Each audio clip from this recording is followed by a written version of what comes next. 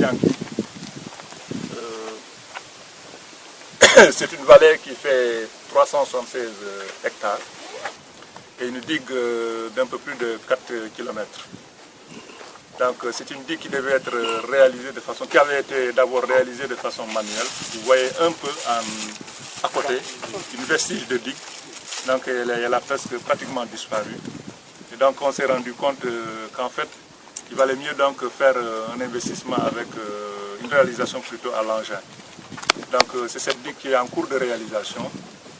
La couche de protection est en train d'être réalisée, de même que les ouvrages de génie civil. C'est ces ouvrages qui vont donc permettre la maîtrise de l'eau et la gestion également de l'eau. À côté de nous, comme ça, vous voyez un ouvrage. Cet ouvrage est en cours de réalisation. Il manque des éléments, des vannes par exemple, qui doivent permettre l'ouverture, la fermeture, donc la gestion de l'eau. Donc le tout réuni, la digue plus ces ouvrages, c'est ça qui permet en fait la maîtrise de l'eau et la mobilisation de l'eau au profit de l'agriculture. C'est une digue anti-sel et également vous voyez elle a une forme de ceinture, donc c'est une digue de ceinture. Elle longe un peu la zone mangrove, elle se place donc à la limite de la mangrove. Elle essaie de protéger donc des terres pour qu'elles ne soient pas envahies par le sel. Mais il y a déjà, vous voyez, à l'intérieur vous trouverez des sols déjà affectés par le sel. Donc c'est la combinaison de la digue que vous voyez qui est réalisée en terre et l'ouvrage de maîtrise d'eau. C'est cette combinaison-là qui doit pouvoir permettre la gestion de l'eau et la récupération en même temps de ces terres par un système de lessivage, mais également par une intervention additionnelle d'agropédologues qui vont intervenir sur ces sols pour pouvoir accélérer la récupération de l'eau.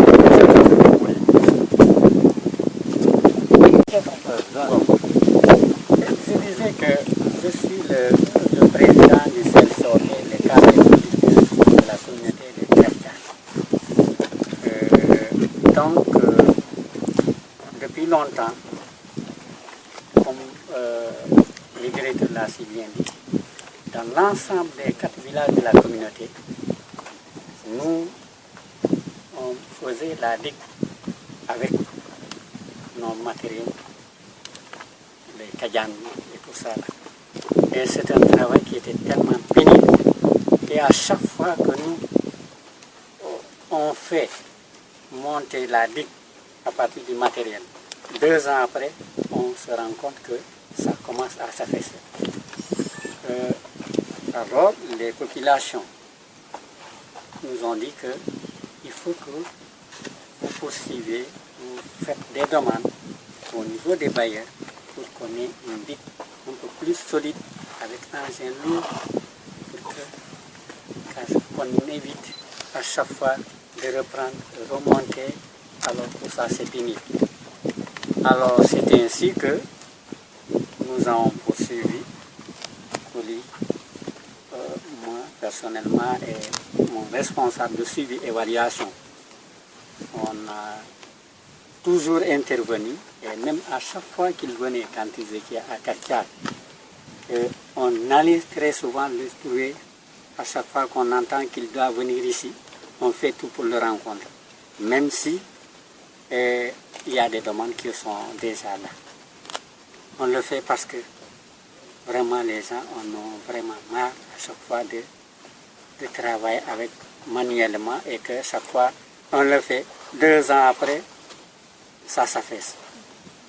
Donc, quand on a eu la réponse que Diangui et Tchobon en auront vraiment une digue, alors ça a été une joie. Les populations, même s'il reste encore d'autres villages comme Bessir, alors nous avons, depuis lors, continué à faire des sensibilisations au niveau des quartiers, dans le village, pour que le jour qu'on aura commencé la digue, que tout le monde puisse quand même contribuer, c'est-à-dire donner son point de vue pour laisser les travailleurs à travailler dans de très bonnes conditions. Cela, on l'a fait et jusqu'ici, nous sommes en train de le faire. Et nous sommes en bonne collaboration avec les responsables du chantier et nous faisons tout pour qu'il soit dans de très bonnes conditions, même si on n'arrive pas vraiment à les satisfaire, mais on fait de notre mieux parce que vraiment avoir une sens telle, ça ce n'est pas facile parce que combien de villages dans la région qui ont besoin. Et nous sommes très satisfaits et on en a informé votre venue au président du congrès qui est là en train d'attendre parce qu'ils sont en train de distribuer d'abord les prix aux élèves méritants. Et je ne sais pas si le temps pouvait nous permettre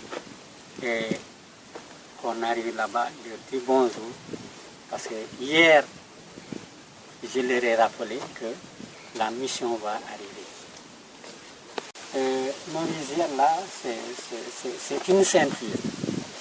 C'est une ceinture, on n'est pas encore, c'est pas encore tellement fermé parce qu'il reste encore une suite.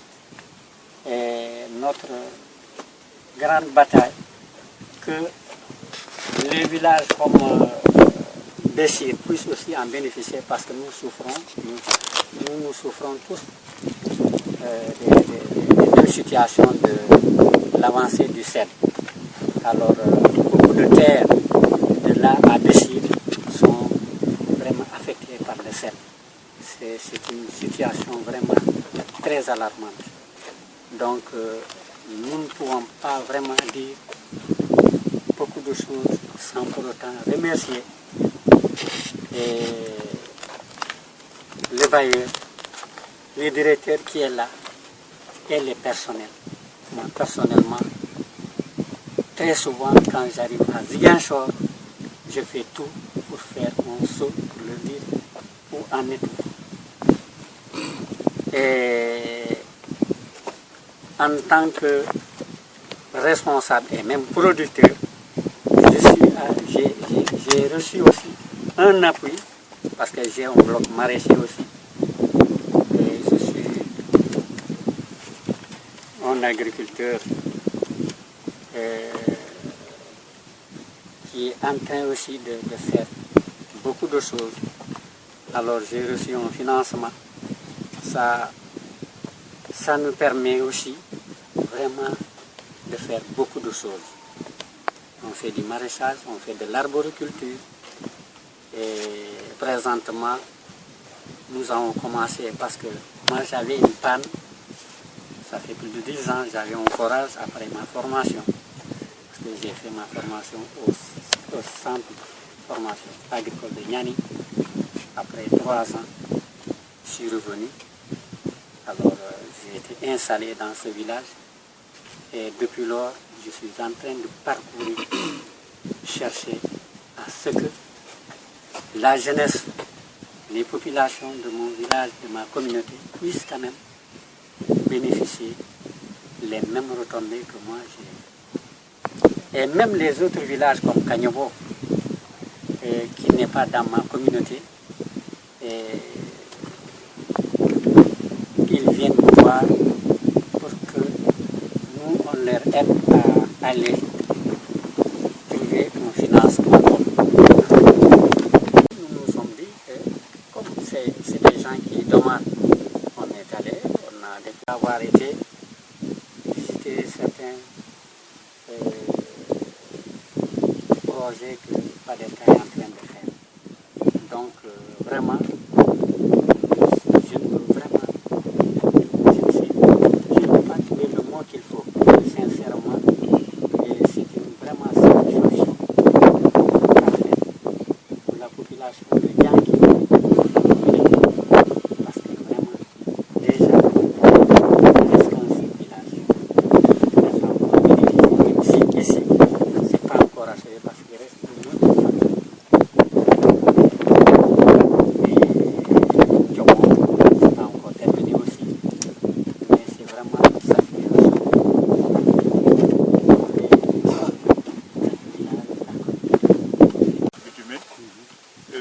Vous avez une vallée qui se prolonge, c'est la même vallée, donc ici c'est sa partie aval.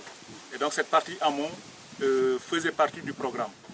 Et on devait réaliser donc des digues pour un meilleur partage et un partage équilibré de l'eau à l'intérieur de cette vallée. Donc c'est des terres un peu plus douces, mais qui ont un déficit hydrique. Donc il fallait donc d'autres types d'infrastructures, d'autres types de digues, et ensuite profiter même de la route du Boulouf, pour y placer un ouvrage de maîtrise d'eau. Ce qui devait donc compléter l'aménagement de la vallée. Et un peu à l'écart sur l'autre flanc, ils ont une autre rizière en profondeur, ils nous ont souvent parlé de cette rizière. Là, l'accès des engins va être assez problématique et peut-être qu'on va envisager de le faire par investissement humain. Oui, c'est donc ça en fait le problème qui est posé.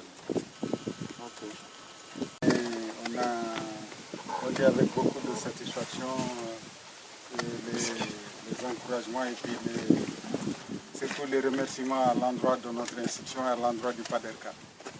Donc nous aussi on est vraiment très réconfortés de voir un si bel ouvrage. On voit comment c'est fait et puis aussi ça vient aussi récompenser les efforts des populations qui ont déjà fait une digue avant et qui ont pu se battre aussi pour produire.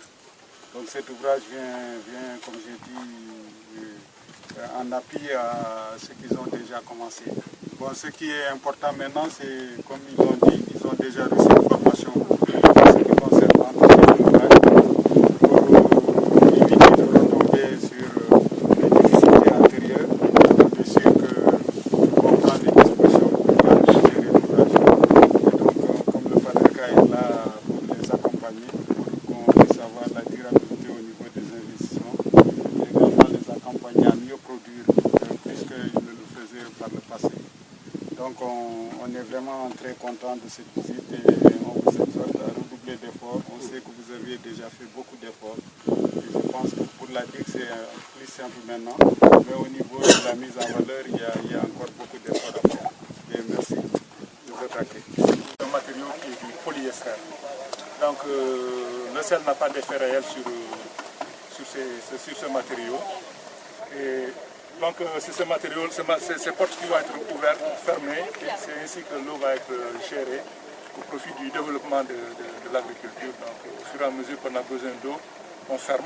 Quand on a besoin de moins d'eau, on ouvre pour laisser passer de l'eau. Et il y a un système de gestion de ces ouvrages.